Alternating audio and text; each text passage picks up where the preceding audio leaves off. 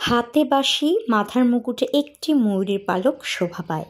সাধারণত পরনে থাকে হলুদ বর্ণের ধুতি। গোপালের মাথায় কেন ময়ূরের পেখম শোভা পায়? এই প্রশ্নটির উত্তর কি তোমাদের জানা আছে?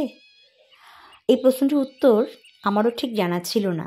এই প্রশ্নটি আমাকে আমার ছেলে একদিন করেছিল, যখন ওকে কৃষ্ণ ঠাকুর সাজাচ্ছিলাম জন্মাষ্টমীর সময়। হঠাৎই প্রশ্নটি আমাকে করে বসে।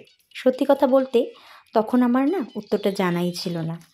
তারপর আর কি, এই উত্তর খুঁজতে বসে পড়লাম সার্চ ইঞ্জিনে, মানে গুগলে। সেখান থেকেই আমি এই উত্তরটা খুঁজে পাই। তাই ভাবলাম অনেকেই হয়তো তোমরা জানো না, তাই তোমাদের সাথে এই বিষয়টা শেয়ার করি।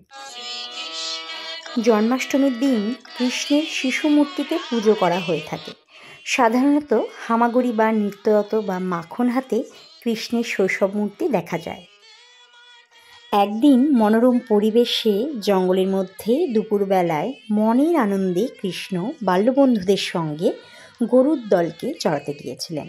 সেই সময় সকলে ক্লান্ত হয়ে ঘুমিয়ে পড়েছিল, আর কৃষ্ণ সকলের আগে ঘুম থেকে উঠে বাঁশি বাজাতে শুরু করেন।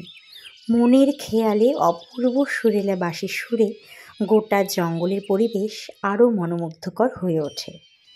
জঙ্গলের সব পশু ও পাখিরা মিষ্টি সুরের তালে তাল মিলিয়ে নাচতে শুরু করে। সেখানে উপস্থিত ছিল একদল ময়ূরও। বাঁশির সুরে মুগ্ধ হয়ে ময়ূরের দলের মধ্যে কয়েকটি ময়ূর বিভোর হয়ে অজ্ঞান হয়ে পড়ে। যখন বাঁশির সুর বন্ধ হয়ে যায়, তখন শ্রীকৃষ্ণের কাছে গুরু দক্ষিণা হিসেবে পেখম ছড়িয়ে ফেলেন ময়ূররাজ। এই উপহার আনন্দের সঙ্গে গ্রহণ করেন শ্রীকৃষ্ণ। একটি পেখম মাথার মুকুটে রেখে তিনি কথা দেন চিরকাল এই পালক তার মাথার মুকুটে শোভা পাবে। সেই স্থানে অন্য কোনো প্রাণীর পালক স্থান নিতে পারবে না। সেই থেকেই কৃষ্ণর মুকুটে সবসময় শোভা পায় এই ময়ূরের পেখম। শ্রীকৃষ্ণের মাথায় মুকুট থাকা মানে জীবনের সব রং ধারণ করার প্রতীক।